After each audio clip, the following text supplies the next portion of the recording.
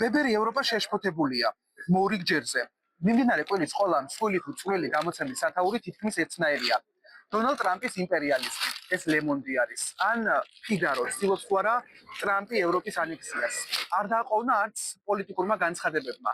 ძნელი წარმოსადგენია, რომ მაშინ, როდესაც ევროპას თავისი შიდა პრობლემები აქვს, გრენლანდიის საკითხი, რომ ასეთი აქტუალური გახდებოდა. თუმცა ტრამპის პოლიტიკის ფენომენიც ხომ სწორედ ეს არის და გრენლანდიის საკითხიც რომ მხოლოდ ერთი კუნძულის არ არის, უფრო გლობალურია, ესეც გასაგებია. მოკლედ, ვინ გაიტანს გრენლანდიას ხედვა ევროპიდან პოსტფაქტუმისთვის? ორშაბათიდან შაბათის ჩათვლით ალბათ არ დარჩა ქვეყანა ევროპის კონტინენტზე, რომლის პრემიერ-მინისტრს ან საგარეო უწყებას არ ესაუბრა გრენლანდიაზე.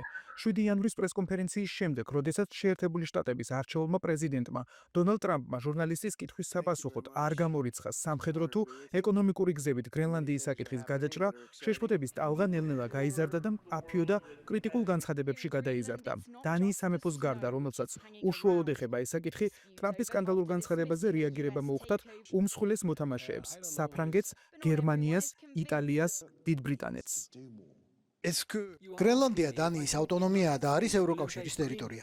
იმაზე ლაპარაკიც კი არ შეიძლება, რომ ევროკავშირმა მსოფლიოს რომელიმე სხვა ქვეყანას დართოს თავის სუვერენულ საზღვრებზე თავდასხმის ნება.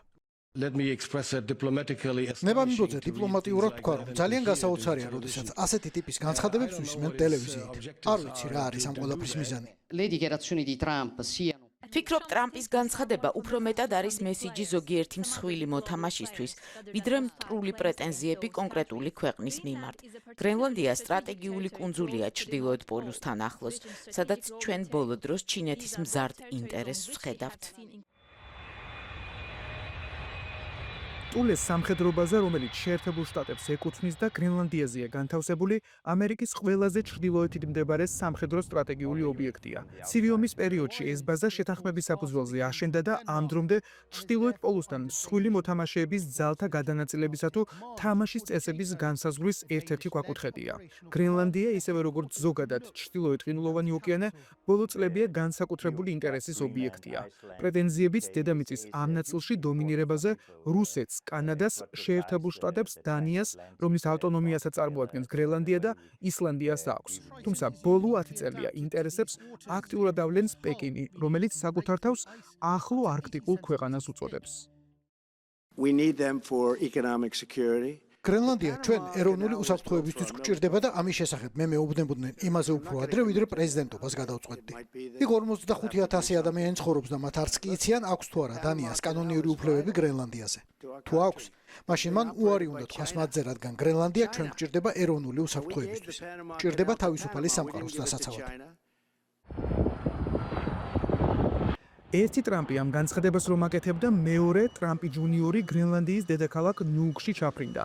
ოფიციალური ვერსიით ტურისტულად, თუმცა ტრამპის წინასაარჩევნო სლოგანი „ხელახლა გავხადოთ ამერიკა ისევ ძლიერი“. უმცროსმა ტრამპმა აქ გრენლანდიას მოარგო და კუნძულის ხელახალი დიდების პირობა შეპარვითი ხუმრობით გააჟღერა.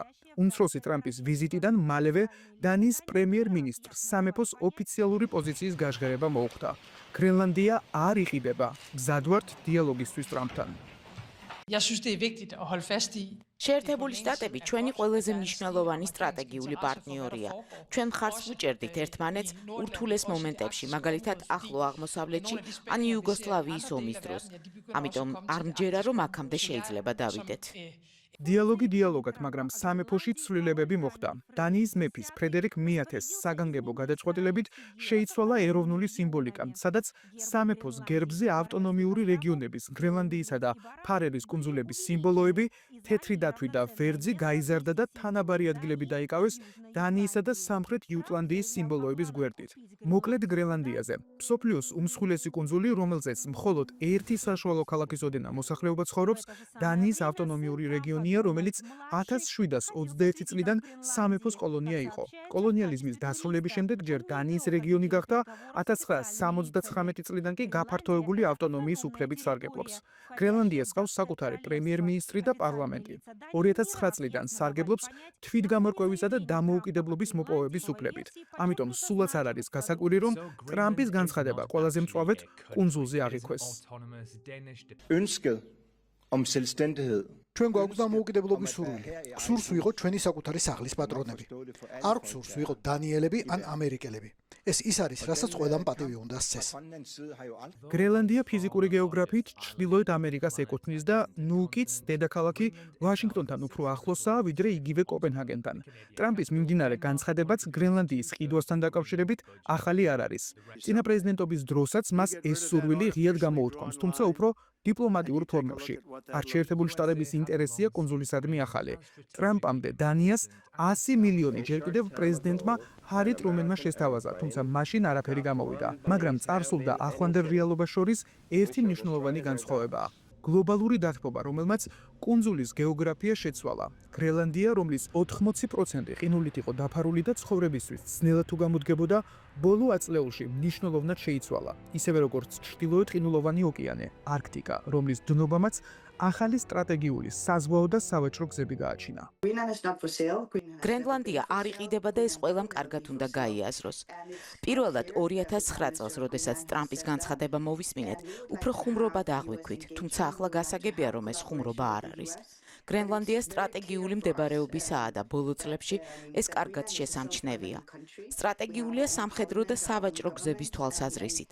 არქტიკაში საზღვაო და სავაჭრო მიმოსვლა ყინულების დნობის გამო თითქმის 40%-ითაა გაზრდილი. მზარდ ინტერესს ავლენს ჩინეთი. გრენლანდია საინტერესოა წიაღისეულისა და ნავთობის მოპოვების თვალსაზრისითაც. მართლაც გრენლანდიაზე იშვიათმიწათა ელემენტების უმსხვილესი საბადოა. უფრო მსხვილი მხოლოდ ჩინეთს გააჩნია. ამ ელემენტების გარეშე კი წარმოუდგენელია ნებისმიერი ტექნიკის, სმარტფონი იქნება ეს თუ გასაიდუმლოებული სამხედრო ობიექტი შექმნა. უმსხვილესია ურანის საბადოებიც, ამიტომ შეერთებული შტატების ინტერესი ამ რეგიონში ცხადია. თავის მხრივ ჩინეთი წლებია ცდილობს გრენლანდიაზე ძველი აეროდრომებისა თუ სხვადასხვა ობიექტების შეძენას, თუმცა ამ დრომდე უშოდეგოდ. მაგრამ წარმატება აქვს არქტიკის რეგიონში. 8 წლის წინ პირველმა ჩინურმა ყინულმჭრელმა ჩრდილოეთ ყინულოვანი ოკეანე 8 დღეში გაიარა და ფაქტობრივად გზა გაუხსნა სავაჭრო ტვირთბრუნვის პოტენციალს ჩრდილოეთის ზღვის გავლით. რამდენად მნიშვნელოვანია ეს გზა ჩინეთის ეკონომიკისთვის, ამ მარტივი მაგალითიდანაც ჩანს. ევროპის უმსხვილესი პორტიდან როტერდამიდან ჩინეთის უმსხვილეს პორტამდე შანხაიმდე მანძილი კლასიკური გზით სუეცის არხის გავლით დაახლოებით 20.700 კილომეტრია. ჩრდილოეთ ყინულოვანი გზის გავლით კი 13.500, რაც ტვირთბრუნვისთვის საჭირო დროს თითქმის 1 კვირით ამცირებს. ჩინეთი ჩრდილოეთ ოკეანეში მარტო თავს ჯერ მყარად ვერ გრძნობს, ამიტომ მთავარი პარტნიორი ამ საკითხში რუსეთია. 2024 წლის პუტინი სი ძინპინგთან შეხვედრისას განხილვის ერთ-ერთი თემა სწორედ ჩრდილოეთ ყინულოვანი გზის პროექტი იყო. რუსეთს არქტიკის წყლებში ყველაზე დიდი ამბიციები აქვს. ყინული თუ დნება, შესაძლებელია რომ აი რუსეთის თავზე გაჩნდეს, ასე ვთქვათ, ახალი სანაოსნო ხაზი. ახალ ადმინისტრაციას მიაჩნია, როგორც ჩანს, რომ რუსეთი არის დაკნინების გზაზე.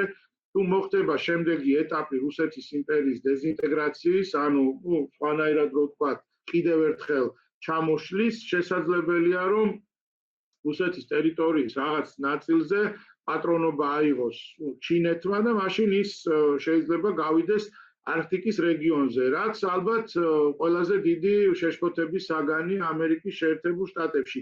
მე ამ წილში უყურებ იმ განცხადებას, რომელიც ტრამპმა გააკეთა ჩინეთის ხილვა არქტიკის რეგიონში მათ არ სურს. ჩინეთისა და რუსეთის არქტიკისადმი მზარდი ინტერესების გათვალისწინებით სულ უფრო ნათელი ხდება, რატომ არის შეერთებული შტატებისა და ტრამპის განცხადებები ასეთი ხისტი. იქ სადაც ჩინეთის ეკონომიკური თუ სამხედრო ექსპანსიის საფრთხეები ჩნდება, ტრამპის პოლიტიკური ხაზი შეუვალია. არქტიკაში, რომელიც სულ უფრო აქტუალური ხდება, შტატებს მყარი პოზიციები ჯერ არ აქვს, თუმცა მყარია პანამაში, რომელიც ასევე ტრამპის სკანდალურ განცხადებებში მოექცა. პანამის არხი, რომელიც მე-20 საუკუნის დასაწყისში შტატებმა ააშენა და მხოლოდ 1999 წელს გადასცა მართვის უფლება პანამას, სტრატეგიული ობიექტია. ის ატლანტიკისა და წყნარ ოკეანებს აერთებს, რითაც საზღვაო სავაჭრო გზებს ათასობით კილომეტრით ამცირებს და ყოველწლიურად მილიარდობით ტონა ტვირთბრუნვას უზრუნველყოფს. თუმცა ბოლო წლებში პანამაში მნიშვნელოვნად გაიზარდა ჩინეთის ეკონომიკის გავლენა. არხის ორივე მხარეს ჩინური კომპანიები ტვირთბრუნვასთან დაკავშირებულ უმსხვილეს ობიექტებს ფლობენ. გაზრდილია ჩინური ინვესტიციები პორტებსა და დოკებში. ვაჭრობა კი პანამის არხის გავლით ჩინეთიდან 2020 წლიდან და 12 მილიარდი დოლარიდან 2022 წელს 459 მილიარდ დოლარამდე, ანუ 27-ჯერაა გაზრდილი. შეერთებული შტატებისთვის ეს ეროვნული უსაფრთხოების საკითხია. The Panama Canal is vital. პანამის არხი სასიცოცხლოდ მნიშვნელოვანია ჩვენთვის, მაგრამ მას დღეს ჩინეთი მართავს. ჩინეთი გესმით? ჩვენ პანამის არხი გადავეცით მმართველობაში პანამას და არა ჩინეთს. ისინი კი ბოროტად იყენებენ ამ ძღვენს. ის რომ პანამაზე ჩინეთის გავლენა მზარდია და შეერთებული შტატების შეშფოთებაც ლეგიტიმური დაადასტურა ატლანტიკურმა საბჭომაც. სპეციალური განცხადება 2 დღის წინ გამოქვეყნდა და თუ ტრამპის პოლიტიკის მთავარი ხაზი გასაგებია, სადაც ჩინეთი რუსეთთან ერთად მთავარი საფრთხეა, საინტერესოა რატომ აღიქმება ტრამპის განცხადებები საფრთხის შემცველად ევროპის კონტინენტზე. არჩეული პრეზიდენტის ხისტი გზავნილები გრენლანდიის, პანამისა თუ კანადის ყიდვასა თუ მიერთებაზე ევროპისთვის კარგად ჩამოყალიბებულ საერთაშორისო წესრიგს არღვევს და პოტენციურ იმპერიალიზმს უხსნის გზას. თუმცა კიდევ უფრო საშიში ეს განცხადებები რუსეთის ხელში შეიძლება იყოს. თუ თქვა ტრამპის ამ სიტყვებს შევხედავთ და გვაქვს აბსოლუტურად ყველანაირი საფუძველი რომ მას ასე შევხედოთ, როგორც ასე ვთქვათ მცდელობას რომ გადახედოს იმ საერთაშორისო წესრიგს, რომელიც მეორე მსოფლიო ომის შემდეგ გვაქვს, მაშინ კი რა თქმა უნდა შესაძლებელია რომ ეს კარგად გამოიყენოს რუსეთი იქნება თუ ჩინეთი იქნება თუ რომელიმე სხვა სახელმწიფო. ჩვენ არ გვაძლევს ხელს იმ საერთაშორისო წესრიგის მოშლა, რომელიც მეორე მსოფლიო ომის შემდეგ არის დამყარებული მსოფლიოში. ეს წესრიგი არის ამერიკელების მიერ დამყარებული, ის ეფუძნება გარკვეულ პრინციპებს. დონალდ ტრამპის განცხადებების ნაწილი რომ ეგრეთ წოდებულ კლასიკურ ტრამპიზმებად რჩება, პრეზიდენტობის წინავადის დროს უკვე გამოჩნდა. რა თქმა უნდა, არც კანადა გეგმავს სუვერენიტეტის დათმობას და არც დანია გრენლანდიის მიყიდვას. თუმცა პოლიტიკური ჭადრაკის დაფაზე რომ ტრამპის ხელახლა შემოსვლა ამ თამაშს მოულოდნელს ხდის, ესეც გასაგებია. მაქსიმალურის მოთხოვნით ტრამპი იმ მინიმუმის მიღებას შეეცდება, რომელიც შტატების პოზიციას გააძლიერებს, როგორც არქტიკაში, ასევე ყველა სხვა წერტილში, სადაც ამის ინტერესი არსებობს. როგორიც არ უნდა იყოს ეს თამაში, ერთი რამ ცხადია. დონალდ ტრამპის მომდევნო 4 წელი ჩინეთის გავლენების დასუსტებისკენ იქნება მიმართული და რა შეიძლება ისწავლოს საქართველომ გრენლანდიის გატანის საკითხით. ის რომ ოცნების არალეგიტიმურ მთავრობას პოლიტიკური თამაში დიდი ხნის წინ აერია, მათ შორის მაშინაც, როდესაც ჩინეთთან სტრატეგიული პარტნიორობა გადაწყვიტა. რუს ივანიშვილი ტრამპთან ვერ დაალაგებს, ვერც სანქციებზე და ვერც ანაკლიის ჩინურ პორტზე. ასე რომ გრენლანდიის გატანას დღეს უფრო მეტი შანსი აქვს, ვიდრე ოლიგარქს გაიტანოს თავისი რაიმე ფორმით დაალაგოს შტატებთან და არ დათმოს ძალაუფლება, რომელიც სრული საერთაშორისო იზოლაციის ფონზე ნელ-ნელა ხელიდან ეცლება.